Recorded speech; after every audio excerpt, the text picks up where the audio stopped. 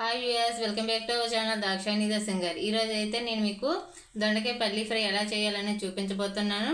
So ఈ వీడియోని ఎక్కడ స్కిప్ చేయకుండా చివరి వరకు చూడండి. అలాగే మన ఛానల్ ఎవరైనా సబ్స్క్రైబ్ చేసుకోకుండా చూస్తే ప్లీజ్ సబ్స్క్రైబ్ చేసుకొని, అలాగే వీడియో నచ్చితే ఒక లైక్ చేసి చూడండి. మీరు లైక్ చేసి సబ్స్క్రైబ్ చేసి చూస్తే మాకు చాలా ఎంకరేజ్మెంట్ లాగా ఉంటుంది. సో ఇంకా బెటర్ వీడియోలు పెట్టాలనిపిస్తుంది. సో వీడియోలోకి అయితే ఫస్ట్ వెళ్ళిపోదాం. ఇప్పుడు దొండకాయ పల్లి ఫ్రైకి నేనైతే ఫస్ట్ దొండకాయలు అయితే ఇలా కట్ చేసి పెట్టుకున్నాను. మనకి ఎంత వీలైతే అంత సన్నంగా కట్ చేసుకొని ఇలా పొడవుగా కట్ చేసుకొని తీసుకోవాలి. అలాగే కొంచెం శనగపలుకులు, అదే పల్లీలు, కొంచెం జీడిపప్పు. ఫస్ట్ అయితే వీటిని ఫ్రై చేసుకోవాలి. ఫస్ట్ ఒక 10 to 12 టేబుల్ స్పూన్స్ అయితే ఆయిల్ తీసుకొని హీట్ చేసుకోవాలి. ముందు ఆయిల్ అయితే హీట్ చేసుకోవాలి. చూడండి, ఆయిల్ హీట్ ఎక్కింది. ఇప్పుడు అందులో కొన్ని జీడిపప్పులు వేసుకొని ఫ్రై చేసుకోవాలి కొంచెం లైట్గాన.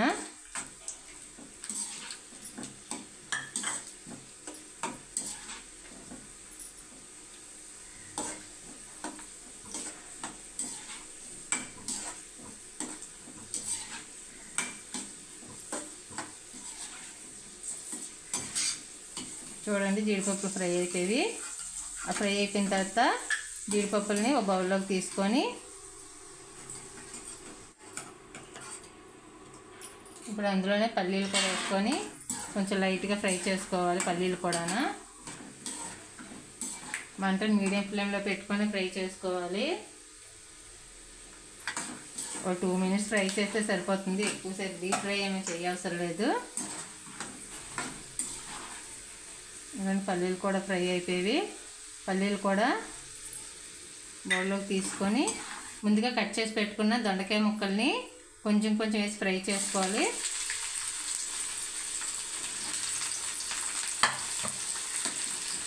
మంటను మాత్రం మీడియం ఫ్లేమ్లోనే పెట్టి ఫ్రై చేయాలి.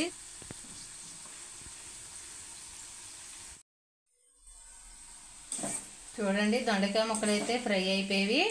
ఈ విధంగా ఫ్రై చేసుకోవాలి. మరీ హార్డ్గా చేసుకోకూడదు, డీప్ ఫ్రై చేయకూడదు, మీడియంలో చేసుకోవాలన్నమాట. ఇక నేను చూపిస్తున్న విధంగా ఫ్రై చేసుకొని ఇలాంటి కన్నాలు దాంట్లోకి తీసుకుంటే ఎక్సెస్ ఆయిల్ అంతా కూడా బయటకు వచ్చేస్తుంది. ఇప్పుడు దొండకాయ ముక్కలన్నింటినీ తీసుకోవాలి.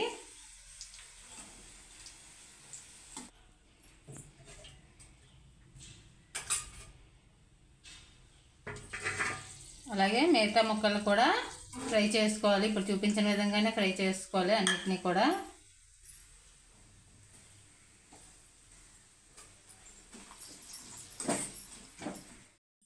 చూడండి, దొండకాయలు అన్నిటినీ కూడా ఈ విధంగా ఫ్రై చేసుకోవాలి. ఈ విధంగా ఫ్రై చేసుకున్న తర్వాత ఇప్పుడు పోపు వేసుకోవాలి. పోపు ఎలా వేసుకోవాలని చూపిస్తాను. ఇప్పుడైతే పోపు వేసుకుందాం. పోపు ఎలా వేసుకోవాలో చూడండి. ఫస్ట్ అయితే ఒక టేబుల్ స్పూన్ పోపు దినుసులు, అలాగే ఒక టేబుల్ స్పూను శనగపప్పు,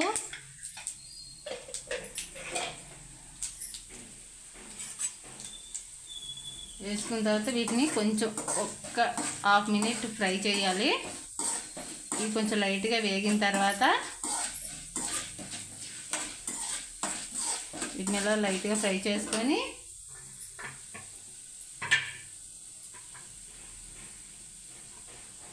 ఇందులోకి ఒక 10 వెల్లుల్లి రెబ్బలు లైట్గా ఫ్రై చేసిన తర్వాత సన్నగా కట్ చేసి పెట్టుకున్న ఆనియన్, ఒక ఆనియన్, మీడియం సైజ్ ఆనియన్ ఒకటి,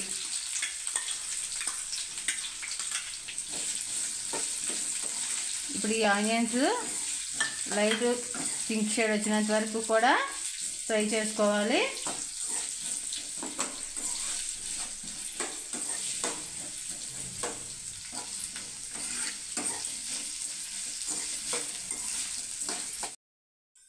ఆనియన్స్ కొంచెం లైట్గా ఫ్రై అయిన తర్వాత అందులోకి 4 ఎండుమిర్చి,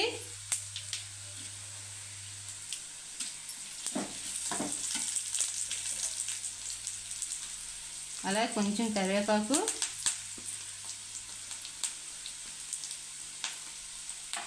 వేసుకొని ఒక 2 minutes ఫ్రై చేయాలి వీటిని.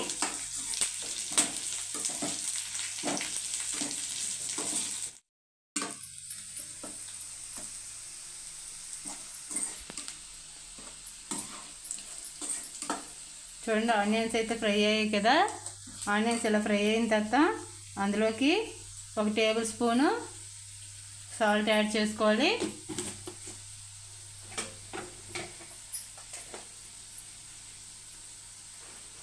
అలాగే కొంచెం పసుపు,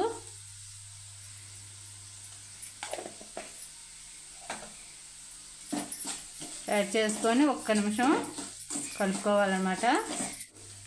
చూడండి ఇలా ఫ్రై అయిన తర్వాత వీటిలోకి మనం ముందుగా ఫ్రై చేసి పెట్టుకున్నాం కదా దొండకాయ ముక్కల్ని, వాటిని యాడ్ చేసుకోవాలి.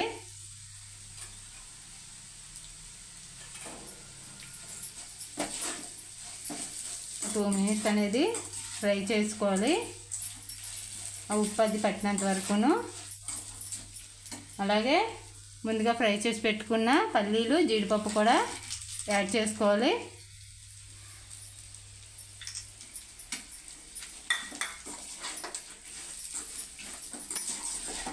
వీటికి ఉప్పు, ఎండుమిర్చి వేసాం కదా, కారం మరి ఇంకేమేమో, ఎండుమిర్చి సరిపోద్ది కారం.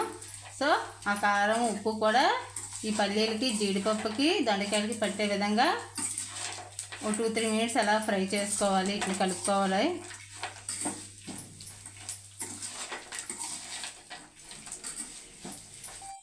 చూడండి ఇలా 2-3 మినిట్స్ ఫ్రై చేసుకున్నాం కదా, దీన్ని ఇలా ఫ్రై చేసుకుంటే అయిపోయినట్టేని, కర్రీ అనేది రెడీ అయిపోయినట్టేని. మనకి ఫంక్షన్స్లో పెడతారు కదా, ఆ టేస్ట్ కానీ ఇంకా సూపర్గా ఉంటుంది అనమాట. ఫంక్షన్స్లో రెస్టారెంట్లలో పెట్టే టేస్ట్ కన్నా చాలా బాగుంటుంది ఈ విధంగా చేసుకుంటే. సో ఇప్పుడైతే స్టవ్ ఆఫ్ చేసుకుందాం.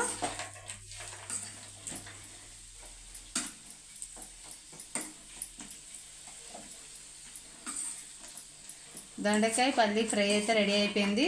సో ఈ వీడియో కనుక మీకు నచ్చినట్టయితే ప్లీజ్ లైక్ చేయండి, షేర్ చేయండి, అలాగే సబ్స్క్రైబ్ చేసుకోండి. మా ఛానల్ని సబ్స్క్రైబ్ చేసుకొని పక్కన బెల్ ఐకాన్ క్లిక్ చేయండి. అప్పుడే ఆల్ అనే ఆప్షన్ ఎంచుకోండి. అప్పుడే మీకు మేము పెట్టిన ప్రతి వీడియో అనేది మీకు నోటిఫికేషన్ వస్తుంది. అందరికన్నా ముందుగా మీరే చూడొచ్చు. Thank you.